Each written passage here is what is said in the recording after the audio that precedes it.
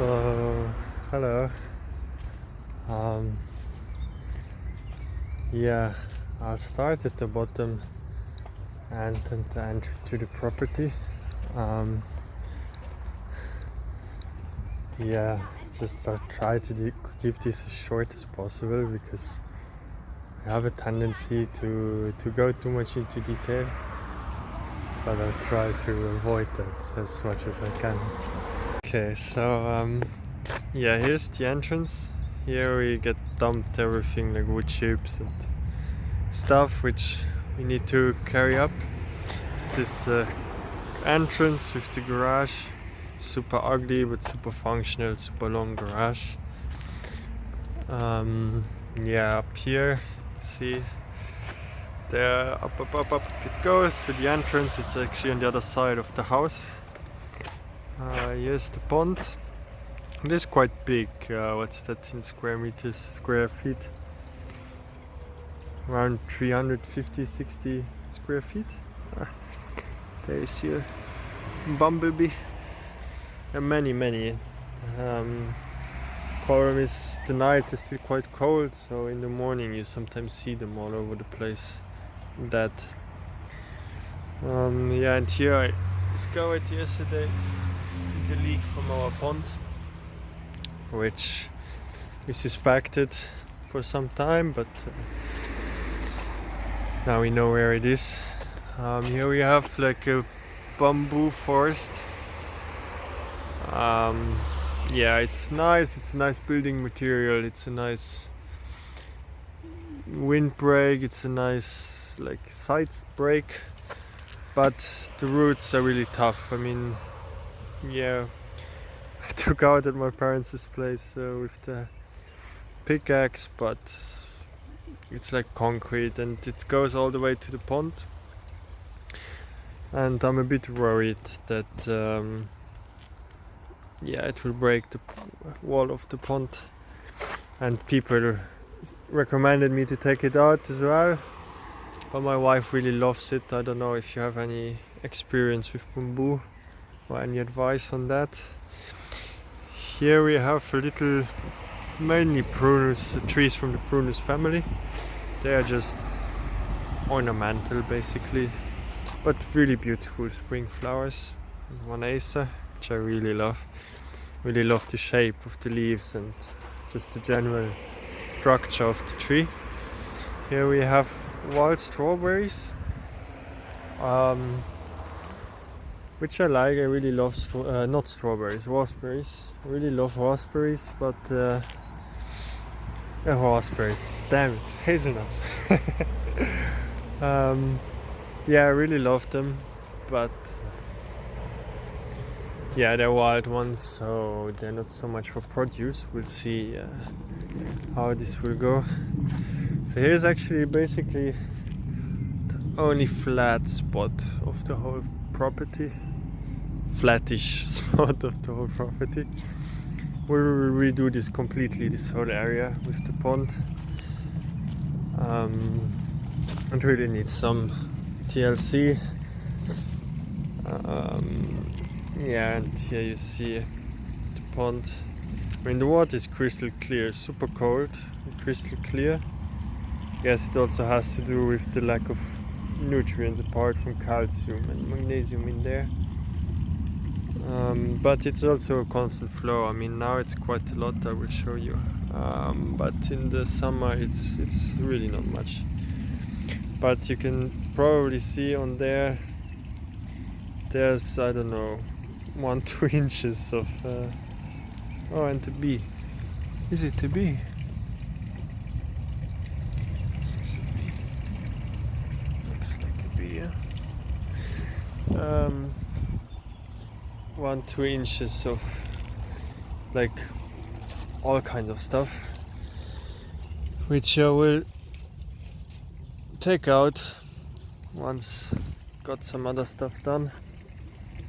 We'll take it out and put it on compost. It's really a nice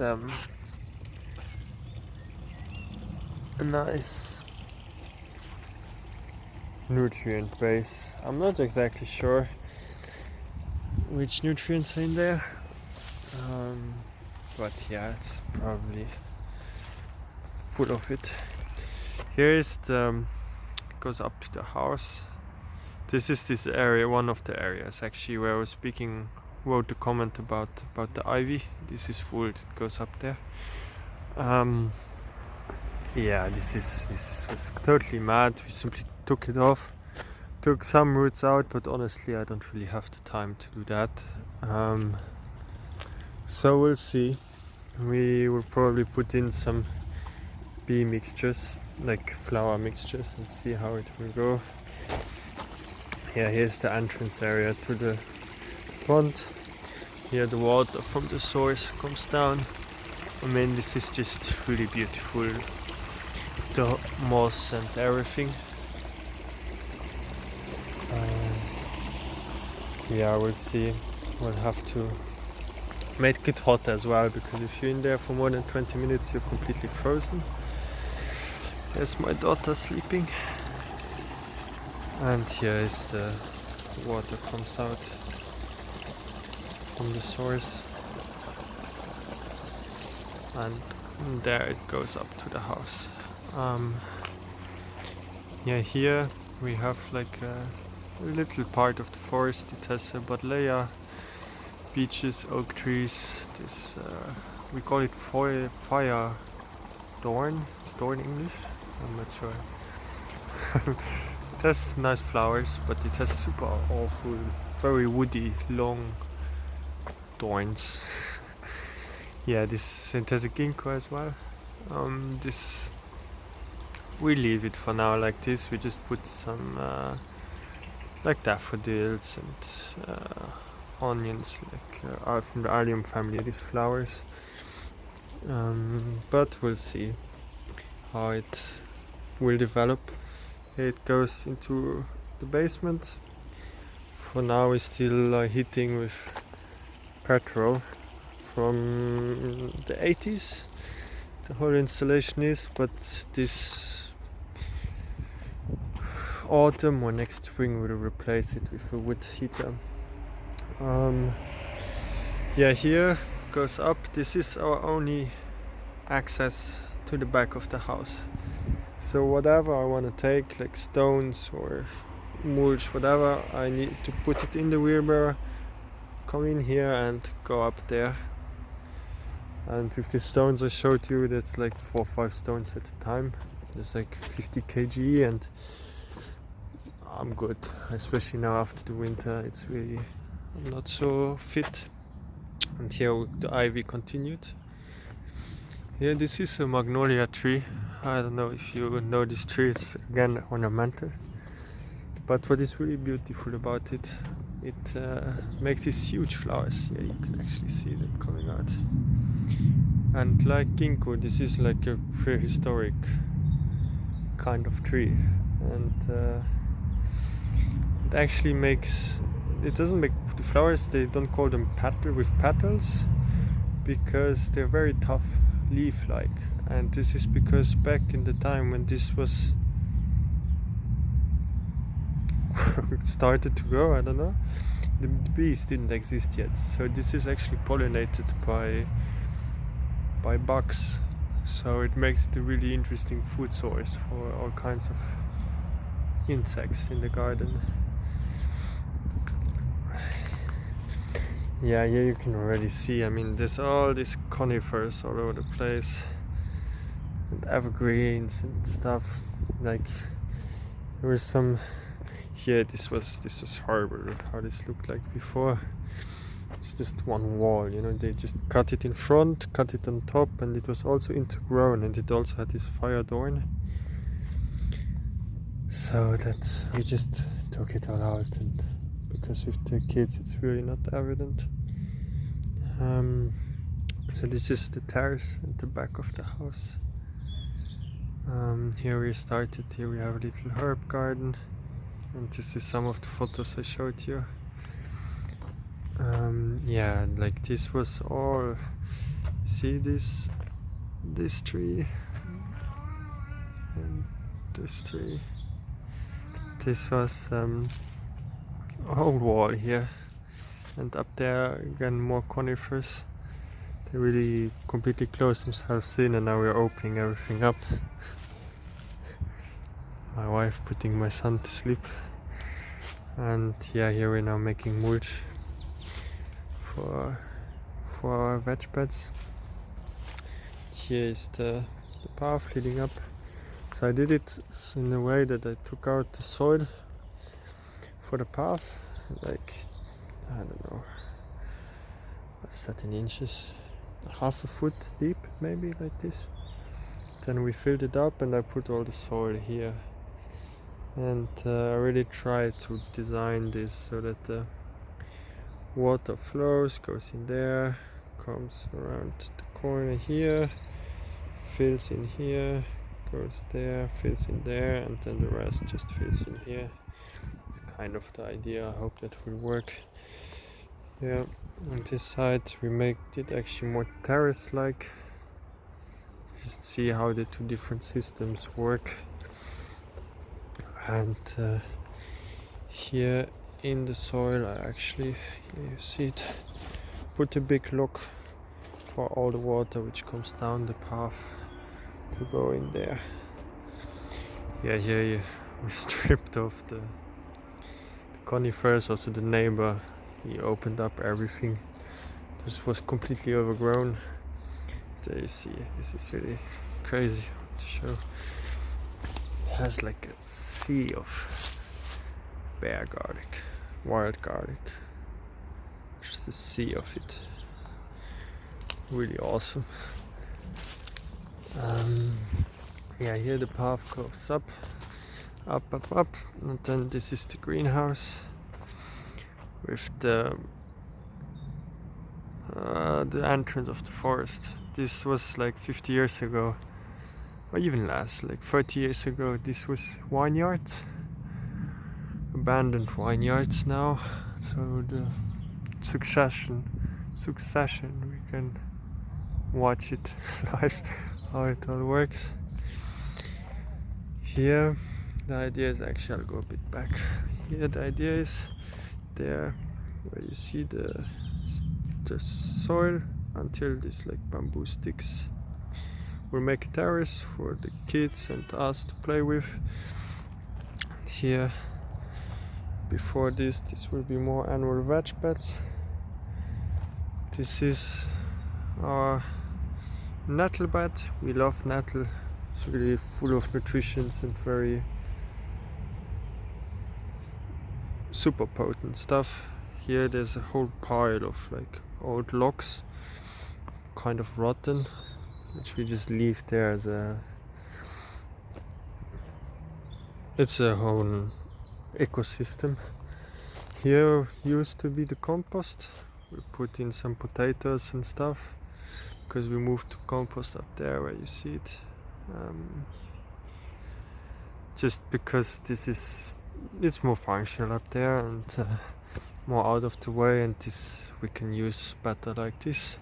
And this path afterwards is supposed to go all the way up to the compost and into the forest. What's to say about this? Yeah, I really want to put in this like wildlife pond, and I didn't really know where. So this area here will probably also be like more like your gills, and kind of this is also still like a flatter area. So my idea was to put the pond here. Beginning I want to put it here, but I guess under the compost it's just a waste. All the good nutrients will just flow into the water, and yeah, I don't know if that's so intelligent. So we said now to put it here. The other place was down there, but this just doesn't feel so good. And also annual like tomatoes and stuff are supposed to be coming here, so this would then be closer to the house, and it's supposed to be a wildlife pond, and if we're always running around it, I guess this will not be so beneficial. Yeah, our compost looks a bit wild. Yeah, that is actually quite good. It looks also so horrible now because I'm actually gonna turn it one of these days. I wanted to do it already, but it didn't happen.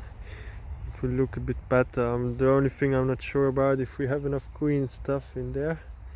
I mean, see, this is all like fairly decomposed already, but it is quite cold. I don't know, so I guess it's not ideal.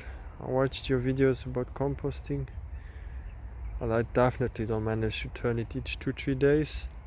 My idea was to turn it once per month. It says wood chips, like decomposed, shredded stuff from the garden, and all our kitchen waste. We are vegetarians, so there's no meat, no nothing in there. Yeah, and here you can see the slope. So here it was really my idea to make 1 or 2 swales, and to plant gills here. You suggested to put 2-3 inches soil because here it's of wood chips, and then to build up like this, because here you can really clearly see all the roots. You will see more as we go along, coming up to the surface. We were also thinking now to maybe, because this will only be planted in like winter and stuff, so we'll see, and we were maybe thinking to put some green manure in there to let it grow already, to have some soil structure, and then we just leave it there and then plant into that. I mean, we chop and drop it, and then we plant into that. Another thing is, this is actually like protected because it has lots, it's like a chalk, I don't know, my neighbor is a geologist and he knows all of this, but this is a very short span on this hillside which has this kind of soil, and this very chalky, sandy, clayish mixture is really special. So we have lots of rare mosses, flowers, 5 different kinds of orchideas and stuff growing in here. So I don't want to go too crazy. I want to leave it somewhat natural also, to leave space for this to grow. Like here you see these rocks. This is this like chalk rocks. And as we go along here, it becomes more and steeper and steeper. And here it's going really crazy. But yeah, I mean, here we could do stuff as well. I mean, obviously here they put in like these paths to go up to the little hut. And there's lots of, how to call it, useless, like this is, I don't know actually how you call this in English, but this is poisonous. And there's lots of these guys in there for the kids. It's not ideal. And thorny guys, and you see there these trees, they're completely grown with ivy, so we were thinking of cutting some of those and making space for like also some food forest, and to keep this really for like the fruit trees, because this is a southwest slope, so it's full on sun all day, kind of. Just these little here, they kind of take some of the morning sun, but it gets full sun all day. So for fruit trees, that's kind of ideal. We'll just have to see how we will do it and how much we will put in. Here, down there, I can kind of see it, but I'm not sure on the phone. Down there is where the pond is and where my daughter is sleeping. So we're now just above that, and here we can slowly go up, which is really nice here because we have this like young forest behind, so there's really lots of wildlife here as well. The which is really nice. But the previous owners, they also had a dog, so they fenced the whole thing. So there's no like, I don't know actually if there are rabbits here. Like this looks a bit like a rabbit hole. I'm gonna put up the wildlife camera here to see what is actually living here. But yeah, also deers and boars are less likely to come in, and the kids less likely to go out. So for now we leave it up, and then we will see in the future how it will go.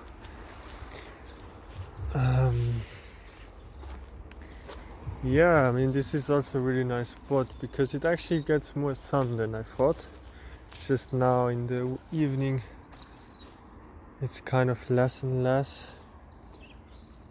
Maybe, I don't know, this tree is actually quite beautiful. But everything which can grow in like 6, 7, 8 hours sun per day, I think we'll be happy here. It's just again this like carpet of ivy which we'll have to take out.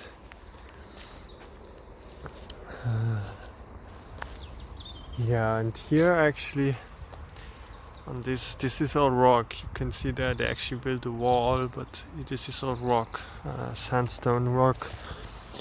And here I will put the water tank for now because I don't have the time nor the finances to build another pond.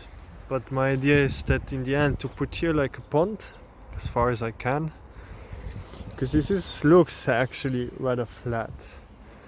To enrich it, to have like a little waterfall and plants growing in there and to enrich the water. But for now we'll put like gallons, I have no idea, but a 1,000-liter tank up here, and then we'll put the water hose through next to the greenhouse, next to the terrace, to pump up the water from down there. This is like 20 meters to the entrance where I started the video, 24 meters all the way up here. Oh, in feet, times 3 is like 60, 72 feet.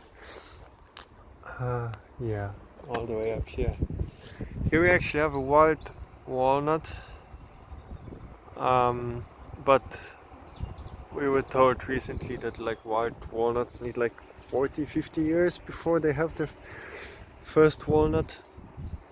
And this, I guess, this one is like 10, 15 years old, so when I go to pension or something, we'll be able to have some walnuts. So yeah, but the water will go all the way down there to have some water, and then just in the future to enrich it. And then here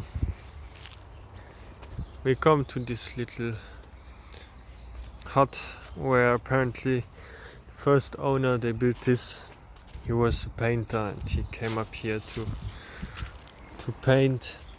The house is from 53, and then all these trees were not there yet. Like this was completely treeless, so he had a nice view over the valley to paint, be inspired.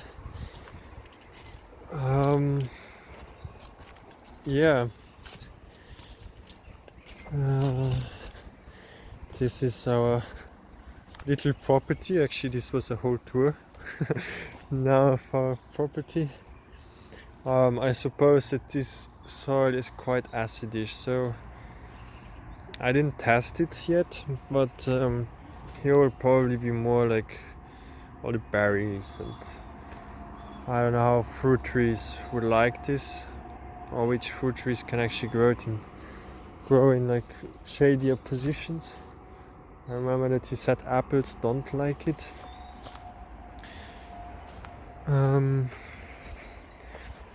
Yeah, I mean the big question mark is definitely where to put the font, and then how to do this like swales and how wide to do them, because obviously this is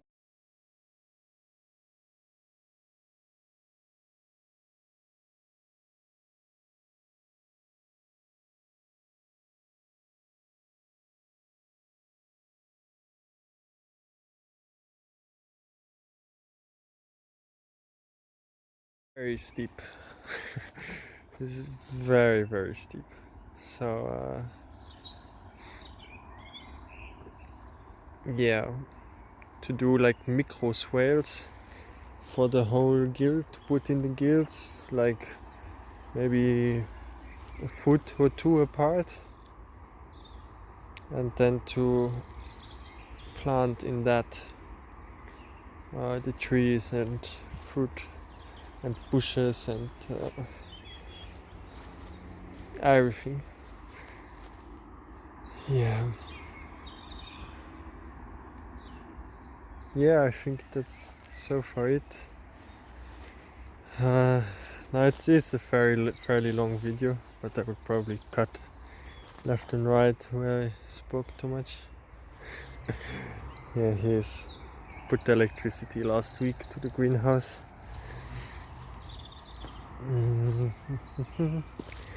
Yeah, like what is also nice with the pond, I got lots of soil which I will not have to bring up for like veg beds and maybe even swales. I will see how to do it, because I was also thinking like these roots, they do act like a natural barrier, so if I see to, but this is crazy. I mean, here you can see them everywhere. There is one, this is probably the same. Here's a big one, there's one, there's one. I mean, it's full. There's one more. There, I actually don't see if I point in the right direction, but it's full. It's just full. So my idea is probably not so good, but to actually take off the grass, tip it over, to have like a little hill, and then to put the wood chips. Okay, I actually think my daughter is up, so I'll have to go to get her.